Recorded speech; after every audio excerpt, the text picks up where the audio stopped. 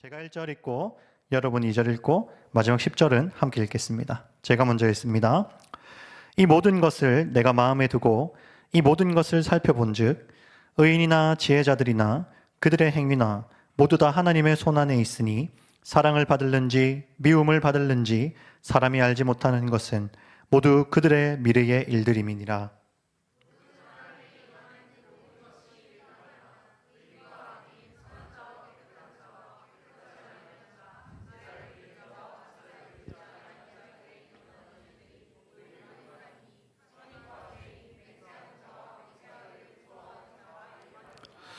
모든 사람의 결국은 일반이라. 이것은 해 아래에서 행해지는 모든 일 중에 악한 것이니 곧 인생의 마음에는 악이 가득하여 그들의 평생에 미친 마음을 품고 있다가 후에는 죽은 자들에게로 돌아가는 것이라.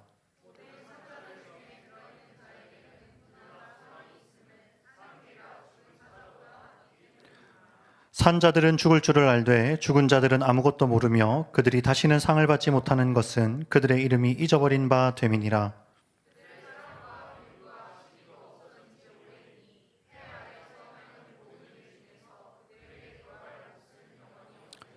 너는 가서 기쁨으로 내 음식물을 먹고 즐거운 마음으로 내 포도주를 마실지어다. 이는 하나님이 내가 원하는 일들을 벌써 기쁘게 받으셨음이니라.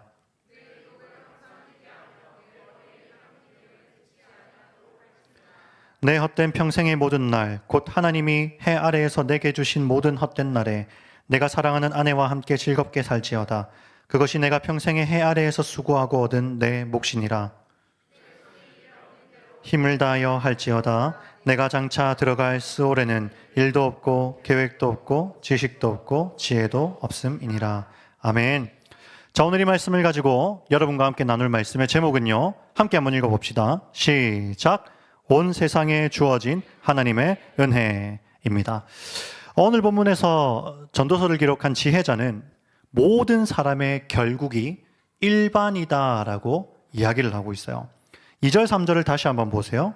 모든 사람에게 임하는 그 모든 것이 일반이라. 의인과 악인, 선한 자나 깨끗한 자, 깨끗하지 아니한 자, 제사를 드리는 자와 제사를 드리지 아니하는 자에게 일어나는 일들이 모두 일반이니 선인과 죄인, 맹세하는 자와 맹세하기를 무서워하는 자가 일반이로다. 그래서 3절에서 뭐라고 하죠? 모든 사람의 결국은 일반이라 라고 이야기를 하고 있어요. 때로는 어떤 사람은 뭔가 다르게 보이고 대단해 보이기도 하지만 결국에는 일반입니다. 특별할 게 없어요. 우리가 2주 전에 말씀을 들었던 것처럼 그토록 대단해 보이는 이순신 장군도 또는 한나라의 대통령도 여러분 앞에서 설교하는 저도 그리고 여러분 모두가 다 같은 사람입니다. 사람이라는 존재는 결국 일반이고요. 특별할 게 없어요. 이처럼 특별할 게 없는 사실 거기서 거기인 우리의 인생을 우리 전도서 1장을 살펴볼 때 크게 세 가지로 정리할 수 있다고 제가 말씀을 드렸습니다. 기억나십니까?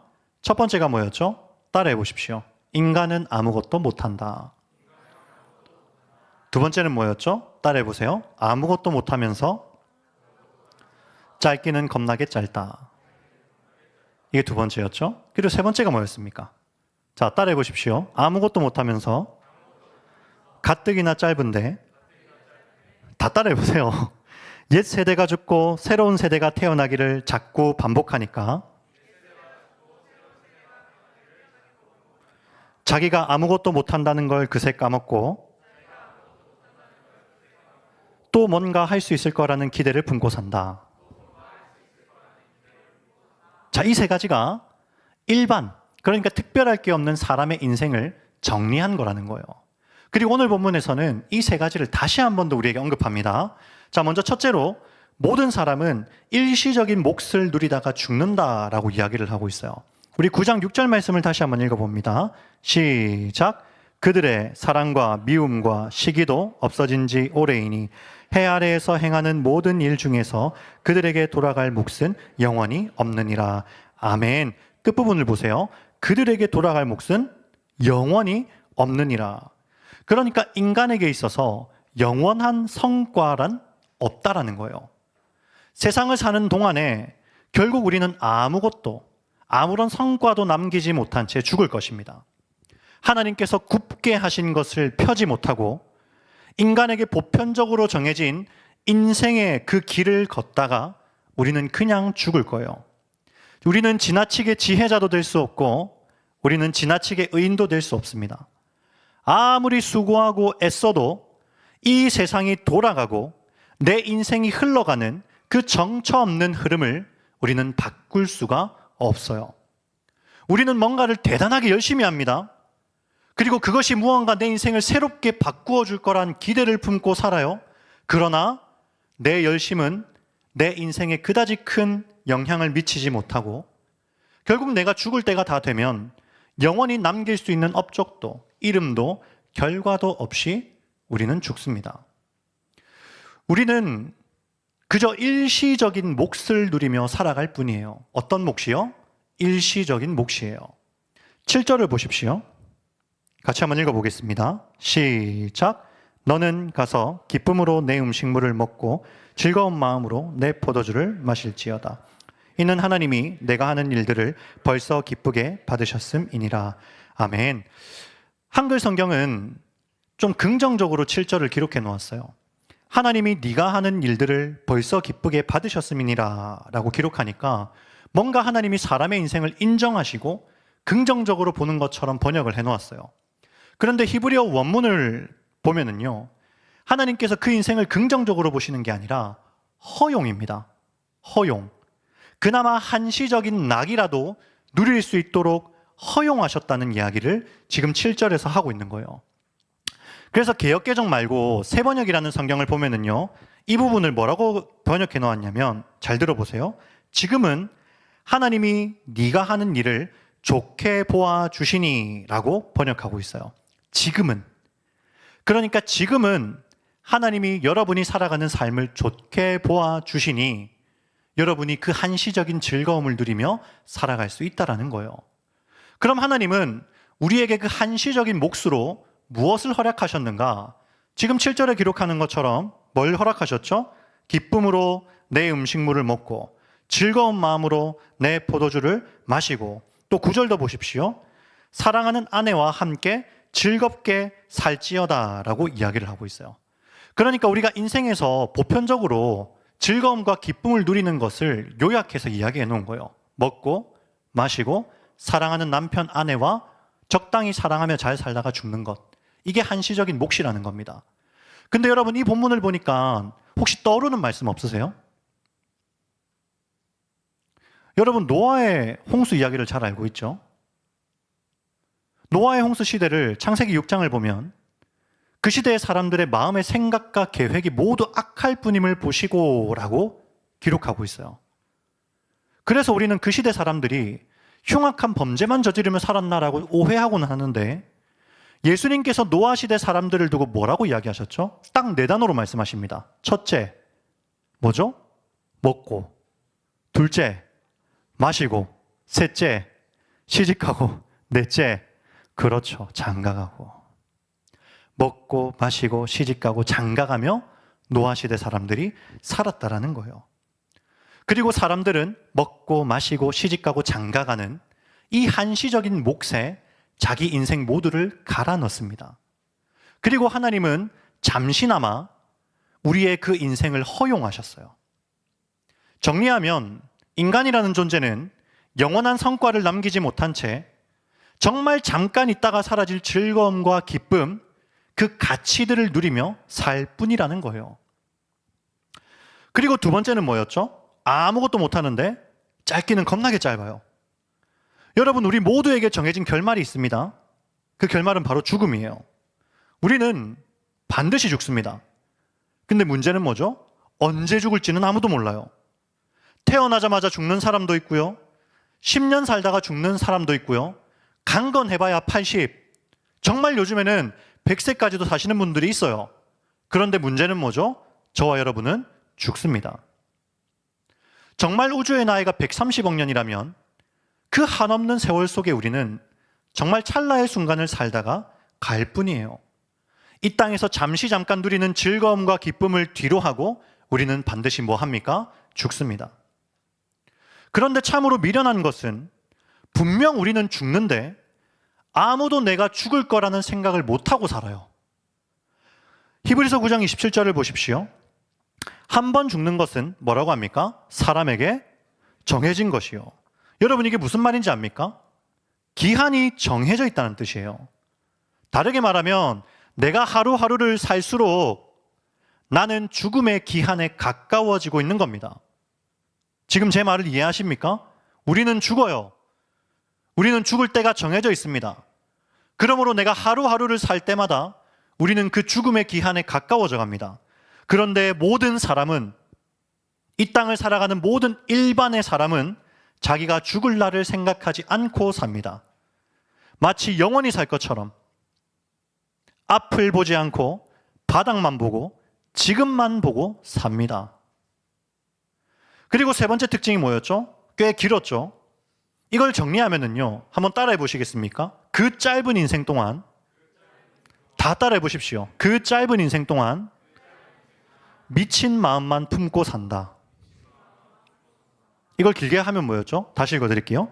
아무것도 못하면서 가뜩이나 짧은데 옛 세대가 가고 새로운 세대가 태어나기를 자꾸 반복하니까 자기가 아무것도 못한다는 걸 그새 까먹고 또 뭔가 할 수 있을 거라는 기대를 품고 산다. 이게 세 번째였잖아요. 이걸 한 단어로 정리하면 바로 미친 마음이에요. 9장 3절을 보십시오. 같이 한번 읽어봅니다. 시작. 모든 사람의 결국은 일반이라. 이것은 해 아래에서 행해지는 모든 일 중에 악한 것이니 곧 인생의 마음에는 악이 가득하여 그들의 평생에 미친 마음을 품고 있다가 후에는 죽은 자들에게로 돌아가는 것이라. 아멘. 마음에 악이 가득하여 평생에 미친 마음을 품고 있다가라고 말하고 있어요. 예레미야서라는 성경을 보면은요, 바벨론이라는 나라에 대한 묘사가 기록됩니다. 바벨론이라는 것은요, 상징성을 가지고 있어요. 하나님을 적대시하는 세속을 상징하는 나라가 바로 바벨입니다. 바벨론에게는 손에 뭔가를 쥐어져 있음을 묘사하고 있는데요. 예레미야 51장 7절을 보십시오. 함께 한번 읽어보겠습니다. 시작. 바벨론은 여호와의 손에 잡혀 있어 온 세계가 취하게 하는 금잔이라. 뭇 민족이 그 포도주를 마심으로 미쳤도다. 아멘. 바벨론의 손에는 뭐가 쥐어져 있죠? 뭐가 쥐어져 있죠? 금잔이 쥐어져 있어요. 그런데 이 금잔은 그 나라를 살아가는 백성으로 하여금 뭐 하게 합니까? 뭐 하게 하죠? 취하게 하고 그 결과 어떻게 살게 하죠? 미쳐서 살게 합니다. 그리고 우리가 잘 아는 요한계시록은요, 사도 요한이 모든 인생의 종말의 때에 대한 환상을 보는데요, 거기서 바벨론이 손에 쥐고 있는 금잔의 실체가 나타납니다. 요한계시록 17장 3절 4절을 한번 보십시오. 집중해서 한번 잘 읽어보세요. 함께 읽습니다. 시작. 곧 성령으로 나를 데리고 광야로 가니라. 내가 보니 여자가 붉은 빛 짐승을 탔는데 그 짐승의 몸에 하나님을 모독하는 이름들이 가득하고 7 머리와 10 뿔이 있으며 그 여자는 자주빛과 붉은빛 옷을 입고 금과 보석과 진주로 꾸미고 손에 금잔을 가졌는데 가증한 물건과 그의 음행에 더러운 것들이 가득하더라. 아멘. 무슨 내용인가 하면은요, 마지막 종말의 때에 한 아리따운 여인이 나타납니다. 사람들은 그 여인이 치장하고 있는 아름다움에 매료되어서 모든 사람들이 그 여인을 쫓아가요. 그 여인이 걸치고 있는 붉은 옷과 금, 은과 진주들을 보면서 그 여인에 현혹되어서 미친 듯이 그 여인을 쫓아갑니다.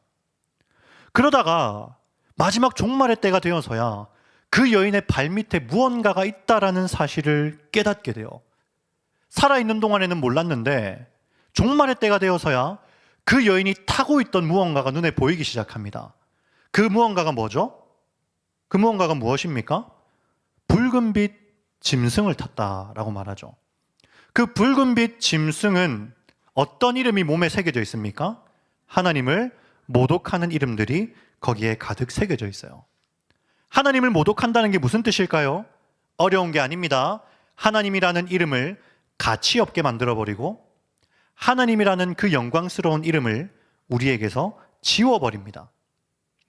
이를 위해 아름답게 치장한 여인을 등에 태우고 사람들이 그 여인을 바라보고 현혹되어서 따라오게 만듭니다. 사람들은 그 여인이 손에 쥔 금잔에 담겨있는 술을 마시고 마지막 본문을 띄워주세요.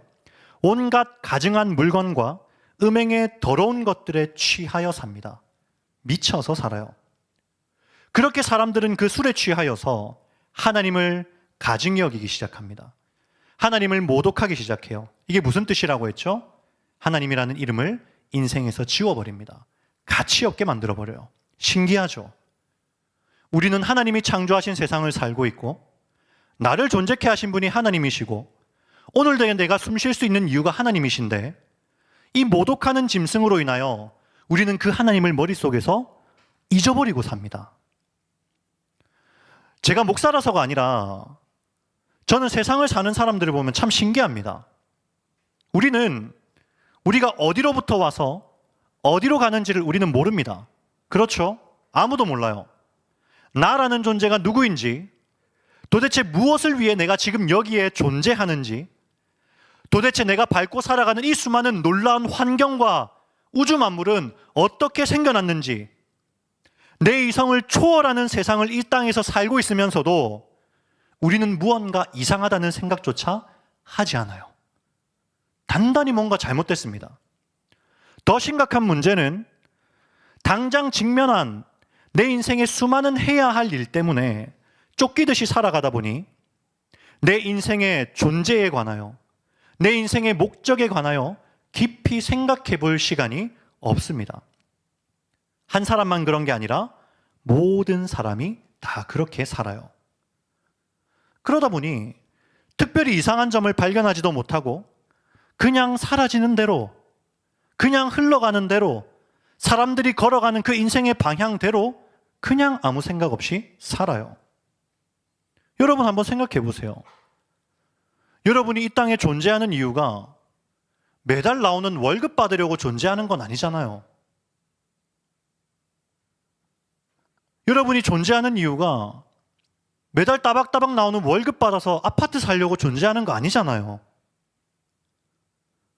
여러분이 존재하는 이유가 이 사회와 국가라는 공동체의 부속품이 되기 위해서 지금 여기에 존재하시는 게 아니잖아요. 그런데 우리는 매달 더 많은 월급을 받기 위해서 내 모든 인생의 노력과 시간을 다 쏟아붓고 때때로 이 사회에서 내가 쓸모없는 존재라는 생각이 들 때면 한없이 낮아지는 자존감으로 인해 우울해합니다. 내가 바라보며 살 게 이런 것밖에 없어서 그래요. 분명 나는 월급 받으려고 내가 존재하는 게 아닌데, 아파트 하나 딸랑 살라고 존재하는 게 아닌데, 그것밖에 눈에 안 보이니까 그것만 쫓아서 살아요. 그리고 성경은 이것을 뭐라고 하냐면요, 따라해 보십시오. 악. 따라해 보세요. 악. 이런 인생을 뭐라고 하냐면 미친 마음을 품고 산다는 거예요. 전도서 2장을 기억하십니까? 사람이 일평생 웃을 수 있는 웃음에 관하여 기록하고 있어요. 2장 2절을 보세요. 같이 한번 읽습니다. 시작. 희락에 대하여 이르기를 이것이 무슨 소용이 있는가 하였노라. 아멘. 지금 지혜자는요, 사람이 일평생 지을 수 있는 그 웃음이 사실은 미친 거라고 이야기를 하고 있어요. 왜 웃는 게 미친 걸까요? 웃을 일이 아니었으니까. 2절 이후에 나오는 내용이 뭡니까? 내가 땅도 많이 사봤어. 내가 집도 크게 지었어. 내가 사치품도 많이 사봤고, 내가 사업도 크게 번창시켜봤고, 은금도 많이 모아봤어. 그러면서 내가 얼마나 많이 웃으며 살았는지 몰라라는 이야기를 하고 있어요. 그런데 그 웃음이 뭐라고요? 미친 것이라. 왜? 웃을 상황이 아니니까. 은금을 모으는데 내 모든 인생을 허비하는 것이 절대로 웃을 상황이 아닌데, 금잔에 들어있는 포도주에 취해서 바벨론의 휘황찬란함이 내 인생의 목적인 줄 알고 이게 인생의 전부인 줄 착각하고 그 헤벨 때문에 기뻐하고 웃으며 살아왔던 것이 미쳤다는 표현으로밖에 설명이 안 되기 때문이에요. 나에게 주어지는 매 순간의 웃음이, 매 순간의 즐거움이 나에게 웃음을 허락하신 하나님으로 인한 것임을 모르고 내 모든 웃을 일의 근원이 되시는 하나님은 단 한 번도 생각하지 않은 채 한 주를 살아가는 우리의 인생을 두고 미친 마음이요, 미친 순간을 살아가는 자라고 우리에게 말하고 있는 거예요. 그리고 이것이 인생의 일반입니다. 아무것도 못하면서, 짧게는 겁나게 짧게 살면서 내 인생에 주는 아주 잠깐의 만족감과 즐거움이 나의 전부인 것처럼, 내 존재의 이유인 것처럼, 내 인생의 목적인 것처럼 우리는 삽니다. 육체는 알코올 중독자가 아닌데 우리의 영혼은 금잔에 들어있는 포도주에 중독되어서 그저 그렇게 살아요. 흘러가는 대로. 어제 설교를 준비하다가 한 뉴스를 보게 되었습니다. 오늘 설교의 내용과 정말 일치하는 인터뷰가 있더라고요. 뉴스가 어떤 제목이냐면요, 91세 정신과 의사 행복 비결, 작은 일에도 기뻐하라 라는 제목의 뉴스였어요. 한번 띄워주실래요? 뭐야? 이건가? 아니요, 그 이미지 없습니까? 자, 한번 잘 들어보세요. 자, 이 기사에 부제가 있습니다. 잘 들어보십시오. 불안. 끊어낼 수는 없지만 희석할 수는 있다. 자, 불안이 뭐라고요? 끊어낼 수는 없어요. 근데 뭐 할 수는 있어요? 희석할 수는 있대요. 자, 잘 들어보세요. 인터뷰입니다. 부정적 감정은 왜 중년 이후 증폭하나요? 답입니다. 가장 근본적인 원인은 나이입니다. 삶의 종착역에 가까워졌다는 인식입니다. 여생이 살아온 세월보다 적게 남아있다면 초조감이 생깁니다. 질병이나 사업 실패 같은 종말을 추정할 수 있는 실제 상황이 닥친다면 부정적인 감정을 확신하게 될 것이니 두려움을 느낀데도 이상하지 않지요. 다음 질문입니다. 불안을 없앨 방법이 있나요? 불안은 대부분 쓸데없는 걱정에서 비롯됩니다. 돌이킬 수 없는 과거나 오지 않은 미래에 대한 걱정, 지나간 일은 반복할 수가 없잖아요. 오지 않은 미래를 걱정하는 건 걱정을 가부라는 거예요. 50년 넘게 15만 명을 진료하면서 깨달은 건 삶의 고통은 과거의 후회와 미래의 불안에서 집착해서라는 겁니다. 다음 질문입니다. 불안이 차오를 땐 그럼 어떻게 해야 되나요? 인위적으로 끊어낼 수는 없어요. 잊으려고 애쓸수록 과거는 미래는 괴물처럼 커져요. 방법은 재미있는 일을 찾는 거예요. 어떤 일이요? 재미있는 일을 찾는 거예요. 즐거운 일을 찾아서 하나씩 해야죠. 불안을 완전히 끊어낼 수는 없지만 희석할 수는 있거든요. 작은 재미가 오래 지속하면 콘크리트 같은 재미가 돼요. 섹스, 마약, 알코올 중독처럼 큰 쾌락을 추구하면 뼈아픈 대가를 치릅니다. 그러니까 작은 재미로 인생을 채우라는 거예요. 다음 질문입니다. 현명한 사람은 현재를 중심으로 산다고요. Here and Now라는 말이 있어요. 인생은 여기와 지금입니다. 좋든 나쁘든 나에게 닥친 이 순간에 충실할 때 인생이 즐거워집니다. 지금을 충실하게 살아야 된다는 거예요. 이것을 깨닫지 못하는 이들은 다른 곳, 바깥에서만 시선을 두고 불행해합니다. 뇌에서 행복한 감정을 불러일으키는 엔도르핀은 지금 내가 즐거워야 형성됩니다. 톨스토이가 말했습니다. 지금 하고 있는 일을 사랑하라. 지금 이 순간을 사랑하라. 지금 만나는 사람을 사랑하라. 마지막입니다. 박사님은 어떻게 Here and Now를 실천하십니까? 지금 내가 처한 상황에 만족하는 거죠. 순간순간 작은 일에 기뻐합니다. 열심히 공부해서 좋은 점수를 받을 때 기쁘고 아이들을 낳아서 키워낸 것도 기쁩니다. 친구와 좋은 인연을 쌓은 것도 기쁘죠. 네팔에 의료봉사를 다니는 것도 보육원에서 아이를 돌보는 것도 즐거워서예요. 즐거움을 목적으로 하지는 않았지만 해서 즐거우니 자꾸 하게 되더군요. 라고 인터뷰를 했어요. 이 인터뷰 내용이 다 기억나진 않을 거예요. 그런데 대충 무슨 내용인지는 다 아시겠죠. 이 인터뷰를 하신 분은 91세의 정신과 전문의인 이근후 박사님입니다. 이 인터뷰는 굉장히 옳습니다. 하나님을 모르는 사람에게 이 박사님의 인터뷰는요, 거의 진리에 가깝습니다. 그리고 이것은 새로운 것이 아니에요. 우리가 지난번 1장부터 8장까지 살펴본 전도서 본문에서 지혜자가 똑같이 반복했던 말들이죠. 우리는 인생의 때를 정할 수 없습니다. 그래서 우리는 항상 지금을 살아요. 우리의 인생은 불합리와 불안을 끊어낼 수 없기 때문에 잠깐 있는 즐거움과 기쁨을 그때마다 누리며 살라고 권면했죠. 그리고 오늘 본문에서도 뭐라고 했습니까? 먹고 마시고 아내를 사랑하는 즐거움을 누리며 살라고 권면하고 있죠. 일반적으로 사람들이 인생을 사는 그 인생의 흐름 안에서 적당히 기뻐하고 적당히 즐거워하며 살면 된다고 말합니다. 이것이 일반적인 인생이에요. 그런데요, 여러분, 이게 끝입니까? 우리는 잠시 잠깐 찾아오는 즐거움과 기쁨을 누리기 위해 먹고 마시고 사랑하며 살고 있습니까? 정말 그게 우리가 존재하는 이유이며 목적입니까? 때때로 내 인생에 불행이 닥쳐오긴 하지만 그 순간마다 최선을 다하면서 그저 그렇게 살아내는 인생의 의미를 쫓아서 살면 될까요? 도대체 우리의 인생은 무엇입니까? 여러분의 인생은 도대체 뭡니까? 잘 기억하십시오. 우리에게 주어진 인생은요, 하나님의 은혜입니다. 다시 한번 말씀드립니다. 우리에게 주어진 인생은 하나님의 은혜예요. 순간순간 찾아오는 기쁨, 금세 사라지지만 분명하게 날 잠시나마 행복하게 해주는 그 즐거움은 사랑과 집착의 대상이 아니라 하나님이 우리에게 허락하신 은혜일 뿐입니다. 하나님은 이 세상을 창조하시고 사람을 창조하시면서 우리가 이 세상 가운데 누릴 수 있는 수많은 기쁨과 즐거움을 선물로 주셨습니다. 우리가 가지고 있는 돈, 사랑해야 할 대상이 아니라 세상을 살기 위해 내게 허락하신 은혜입니다. 여러분이 주중에 많은 시간을 보내는 게임, 사랑해야 할 대상이 아니라 내게 즐거움과 기쁨을 주시기 위한 은혜입니다. 여행, 마찬가지입니다. 그 외에 인생의 많은 요소들, 사랑도, 미움도, 음식을 먹는 즐거움도, 포도주를 통해 얻는 기쁨도 하나님께서 해 아래에서 허락하신 한시적인 행복입니다. 그런데 왜 이런 것들이 우리에게 해벨이 되었는가? 이걸 여러분이 잘 기억하셔야 돼요. 왜 이런 것들이 우리에게 해벨이 되었죠? 주신 분을 잃어버렸으니까.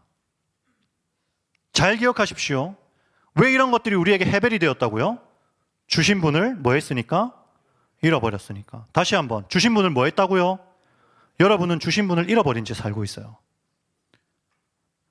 실제로 전도서의 지혜자가 우리에게 한시적인 기쁨을 누리라고 권면할 때마다 함께 등장하는 이름이 있어요.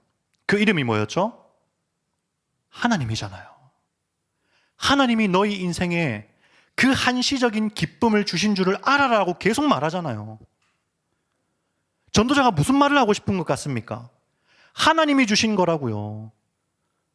그러니 나의 인생에 찾아오는 그 한시적인 행복을 바라보며 살지 말고 그것들을 주신 하나님을 바라보라고 지금 지혜자가 말하는 거잖아요. 제가 전도서 처음 설교할 때 여러분에게 했던 내용 기억나십니까? 여러분, 우리의 인생이 과연 헛되지 않습니까? 우리의 인생이 짧기 때문에 의미가 있는 것입니까? 완전하지는 않아도 저마다 가치 있는 인생을 살고 있습니까? 물론 가치 있겠죠. 의미 있겠죠. 왜 없겠습니까? 근데 그 모든 것들은 다 해벨입니다. 여러분의 인생이 추구하고 얻고자 하는 그 모든 것, 이루고자 하는 그 모든 것은 다 해벨이에요.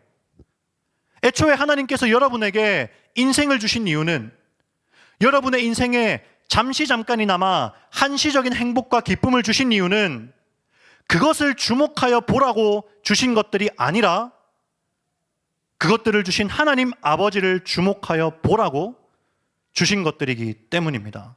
지금 제 말을 이해하십니까, 여러분? 부디 이해하셨으면 좋겠어요. 이 땅을 살아가는 수많은 그리스도인들조차 천국을 소망하지 못합니다.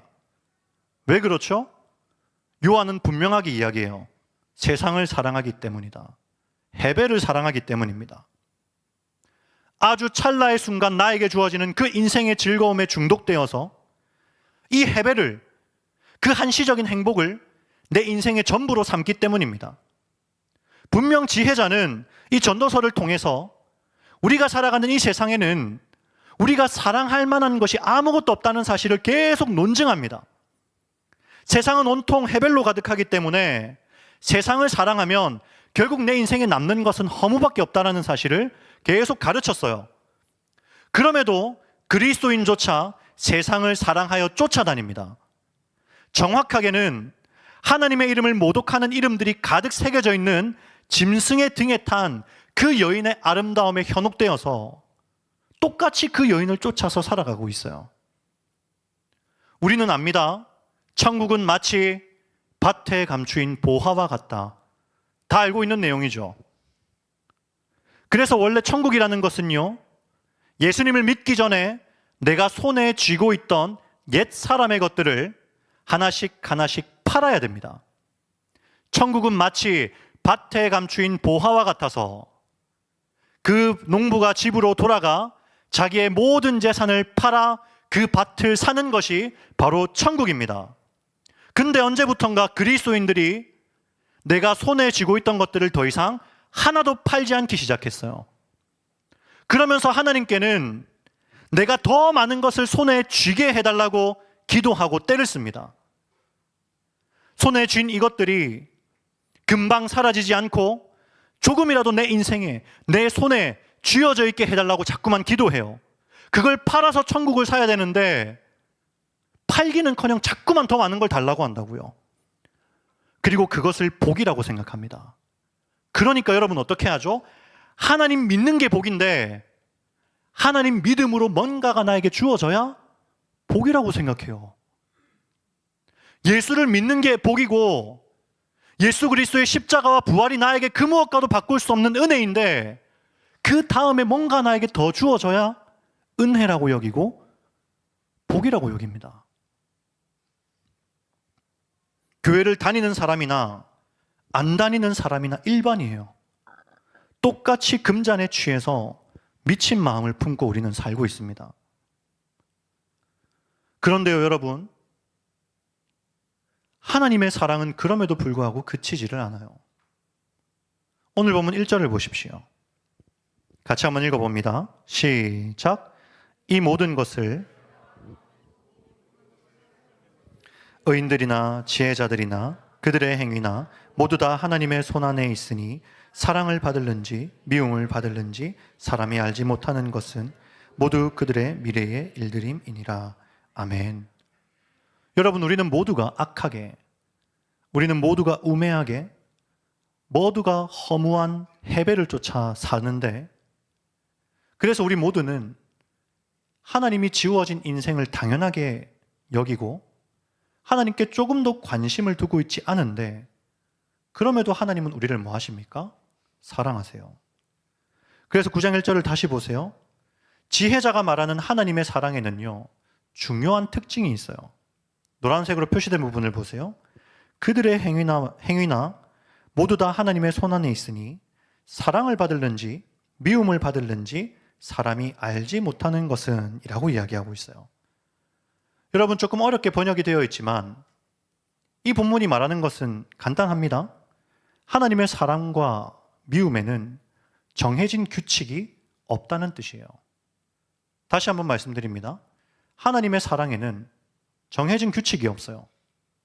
한번 생각해 보십시오. 만약 하나님의 사랑에 규칙이나 조건이 있었다면 지금 우리가 살아가는 삶의 모습을 볼 때 우리는 사랑받을 만할까요? 그 사랑에서 탈락일까요? 한번 생각해 보세요, 곰곰이. 여러분은 하나님의 사랑을 받을 만하게 살고 계십니까? 여러분은 하나님의 사랑을 받을 만하게 지난 한 주를 살아오셨어요? 그러나 하나님의 사랑은요, 주권적입니다. 그 결과 오늘도 미친 마음을 품고 사는 악인인데도 불구하고 하나님의 사랑을 받는 자가 있어요. 잘 기억하세요, 여러분. 모두가 미친 마음을 품고 이 땅을 사는데 하나님께서 그들 중에서도 사랑하시는 자가 있다는 거예요. 그리고 하나님은 사랑하는 자를 깨우십니다. 잠깐 있다가 사라질 헤벨이 아닌 영원한 것을 바라보게 하시고 금잔에 취해 살던 인생을 깨어나게 하시며 하나님을 경외하여서 아버지의 사랑 안에 거하는 자가 되게 하십니다. 이제 여기에 계신 우리만큼은 좀 알아야 돼요. 잠깐 주어지는 기쁨과 즐거움의 헤벨이 아니라 그것을 주신 하나님께 부디 시선을 좀 돌리셔야 됩니다. 우리의 인생에 해결할 수 없는 불안과 불행을 해결하는 방법은 91세 이근우 박사님이 말하는 것처럼 찰나의 기쁨과 즐거움에 더 주목하여서 작은 기쁨으로 내 인생을 가득 채우는 게 아니에요. 우리의 인생에 근본적으로 불안과 불행을 해결하는 방법은 하나님께 주목하는 것입니다. 믿으십니까? 하나님께 주목하는 거예요. 작은 행복, 작은 기쁨 더 많이 주셔서 하나님 나 좀 덜 불행하게 해주세요라고 말하는 게 아니라 그런 것 다 내버리고라도 하나님 한 분만 있으면 됩니다라고 말하게 하는 것이 구원이며 그리스도인이 이 땅을 살아가는 방식이어야 돼요. 마지막으로 이 이야기만 하고 마치겠습니다. 구약 이스라엘 백성들이 애굽에서 종살이 하다가 출애굽을 했어요. 1000년 가까이를 대략 출애굽한 후에 살았습니다. 여러분 이스라엘의 역사를 대략 알고 계시죠? 과연 이스라엘은 그 1000년의 역사 동안 언제가 가장 행복했을까요? 여호수아를 통해서 가나안 땅을 전부 정복했을 때? 아니면 다윗이라는 위대한 왕을 통해서 그 영토를 넓혀 갔을 때? 아니면 솔로몬이라는 왕 때 거의 이스라엘이 제국이었거든요. 금방 나라들이 예물을 가지고 솔로몬을 찾아왔어요. 대단한 국력을 가지고 있었습니다. 솔로몬 때가 가장 행복했을까요? 여러분이 이스라엘 백성이라면 그 1000년의 역사 중에 이스라엘이 언제가 가장 행복했을 것 같습니까? 신명기 33장을 함께 읽어봅시다. 33장 29절 함께 있습니다. 시작. 이스라엘이여 너는 행복한 사람이로다. 여호와의 구원을 너같이 얻은 백성이 누구냐? 그는 너를 돕는 방패시요 내 영광에 내가 그들의 높은 곳을 밟으리로다. 아멘. 이스라엘 백성이 가장 행복했던 때는요, 광야에 있을 때입니다. 가나안 땅을 다 정복했을 때도 아니고 가장 대단한 국력을 가지고 있을 때도 아니고 광야에서 하나님과 함께할 때 뭐라고 기록하죠? 너는 행복한 사람이로다. 그때가 이스라엘이 가장 행복한 때예요. 하나님과 함께했던 그때. 오늘 여러분 중에 내 인생에 내가 전부라고 착각하는 분들이 있지 않습니까?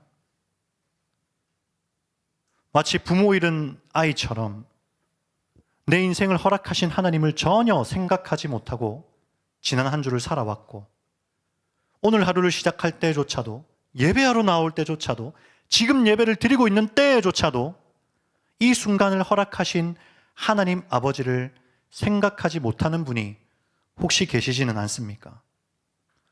그러면서 내 인생에 해별로 가득 찬 그 삶의 길을 돌아보면서 내 인생의 답이 어디에 있나? 내 행복의 답이 어디에 있나?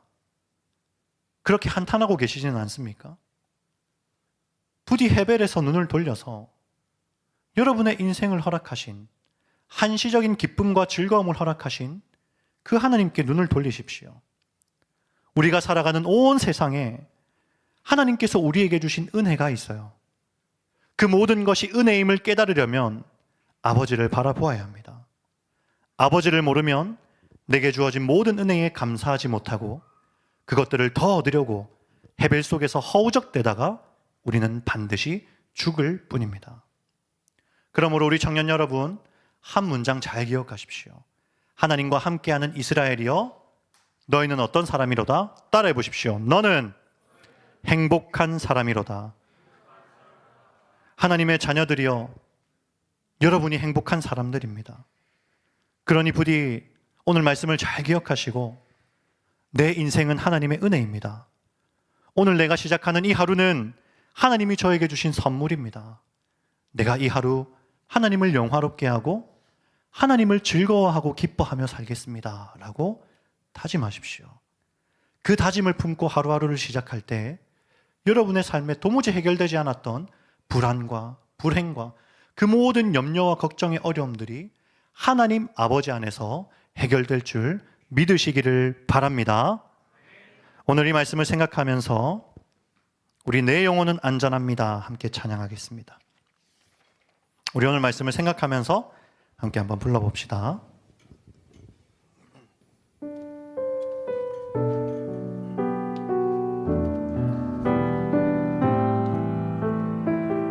우리 가사를 묵상하면서 부릅시다. 내 아버지, 내 아버지, 그 품 안에서 내 영혼은 안전합니다. 주 손길로 내 삶을 안으시니 그 평강이 나를 덮음. 다시 한번 고백합시다. 내 아버지, 내 아버지, 그 품 안에서 내 영혼은 안전합니다. 주 손길로 내 삶을 안으시니 그 평강이 나를 덮습니다.